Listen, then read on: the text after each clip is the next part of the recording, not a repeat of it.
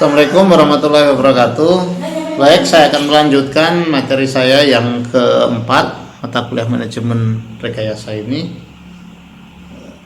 dengan topik sistem manajemen konstruksi, yaitu lanjutannya, di mana sistem manajemen konstruksi adalah suatu sistem pengelolaan proyek yang ditangani secara multidisiplin profesional.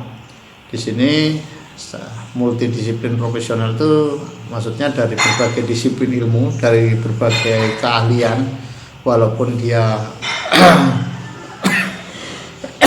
manajemen konstruksi ini bentuknya adalah bidang ilmu teknik sipil, tapi dia ada disiplin ilmu secara profesional di bidangnya masing-masing. Khususnya mungkin ahli di sini kalau untuk di bagian konstruksinya ada ahli struktur, ada ahli bangunan gedung, ada ahli mechanical, electrical, dan seterusnya. Jadi ada berbagai disiplin ilmu yang bergerak secara sama-sama untuk dapat menyelesaikan pekerjaan yang akan diselesaikan. Jadi di manajemen konstruksi itu sekali lagi di tahapannya mulai dari konsep, terus desain, terus lelang, dan pelaksanaan konstruksi. Itu merupakan satu kesatuan yang terpadu, yang merupakan bagian daripada manajemen konstruksi. Kemudian target adalah optimalisasi kualitas, ya. Jadi kualitas, terus biaya dan waktu, itu yang menjadi targetnya.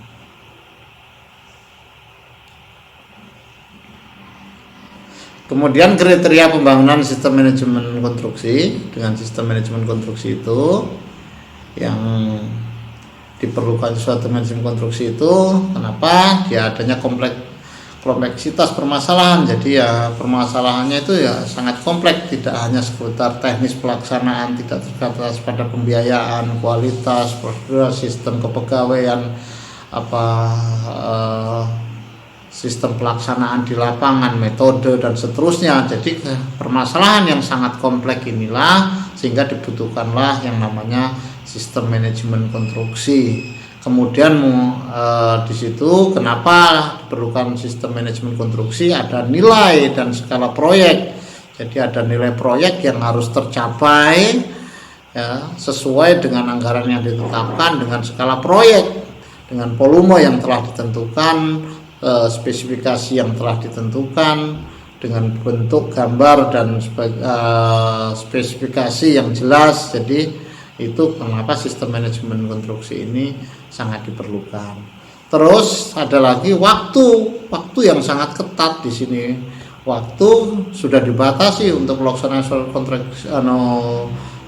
pelaksanaan suatu proyek, jadi tentukan apakah itu berjalan sesuai dengan volumenya, itu sesuai dengan waktu yang telah ditentukan, apakah dia 6 bulan atau dia 3 bulan atau 1 tahun dan seterusnya.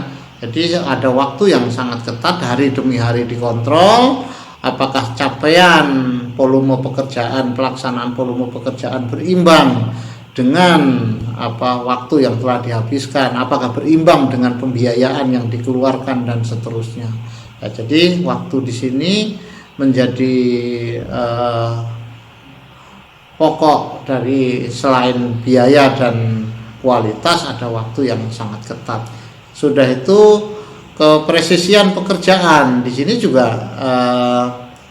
pekerjaan itu sendiri butuh sangat presisi gitu. Jadi di sini harus sangat presisi sekali gitu. Jadi harus tepat ukurannya dan sebagainya.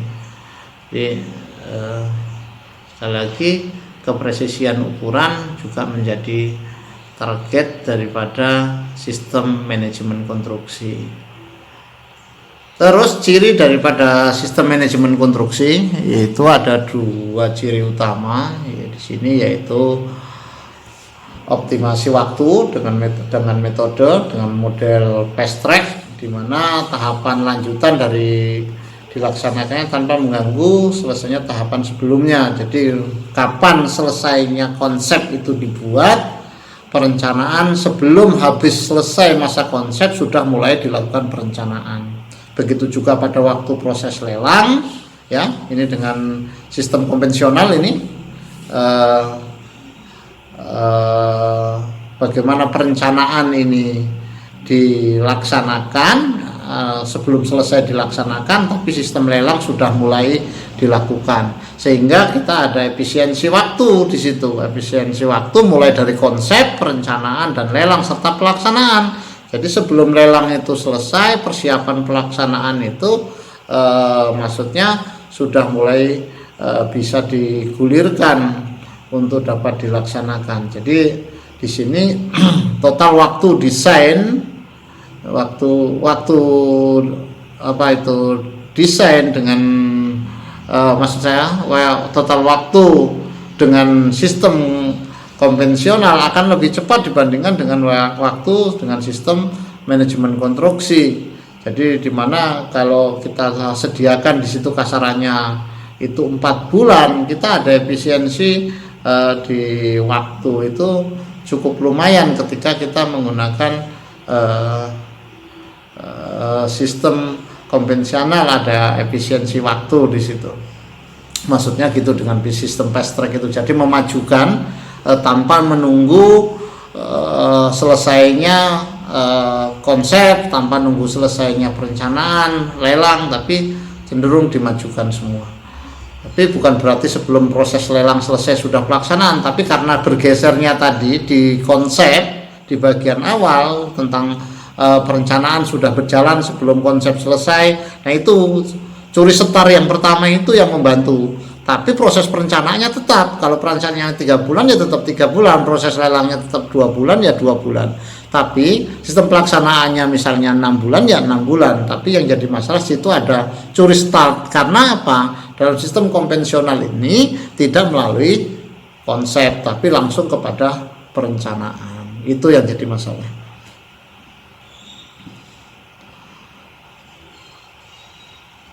Terus tidak terdapat kontraktor utama dan keterlibatan lebih dari 1 konsultan perencana dan 1 kontraktor. Konsultan perencana A, konsultan perencana B, ada konsultan perencana C. Di sini ada garis koordinasi dengan konsultan manajemen konstruksi untuk mengendalikan daripada kontraktor untuk spesialis tertentu, mungkin spesialis A, mungkin spesialis B, dan spesialis C, di mana semua itu di bawah owner atau pimpro.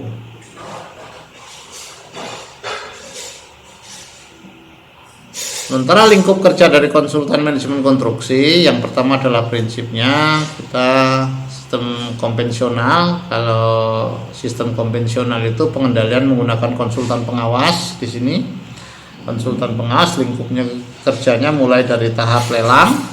Jadi mulai dari tahap lelang konsultan pengawas itu, terus tahap pelaksanaan dan tahap pemeliharaan. Jadi tidak melalui tahapan konsep di sini.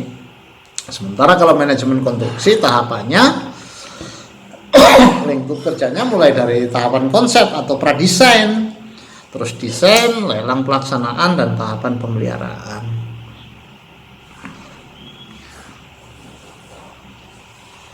Manajemen konstruksi juga sebagai suatu sistem dalam metode kerja, ya, dengan prinsip Menkom merupakan suatu sistem pengelolaan proyek konstruksi. Jadi ya, secara multidisiplin profesional dari berbagai bidang ilmu di situ, dari berbagai bidang ilmu, di mana tahapannya mulai dari persiapan, perencanaan, pelelangan, pelaksanaan, dan operasional diberlakukan sebagai suatu sistem yang terpadu dengan tujuan untuk mencapai hasil yang optimal dalam aspek kualitas, kuantitas atau quantity, dari cost dan waktu. Jadi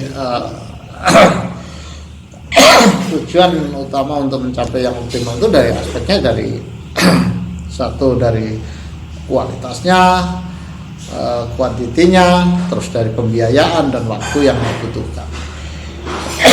Dengan demikian pada sistem manajemen konstruksi akan terlibat banyak tenaga ahli multidisiplin profesional sesuai dengan lingkup pekerjaan yang ditangani. Saya kira demikian materi kita yang keempat ini kita sambungkan lagi nanti untuk materi yang berikutnya di pertemuan yang akan datang. Terima kasih. Assalamualaikum warahmatullahi wabarakatuh.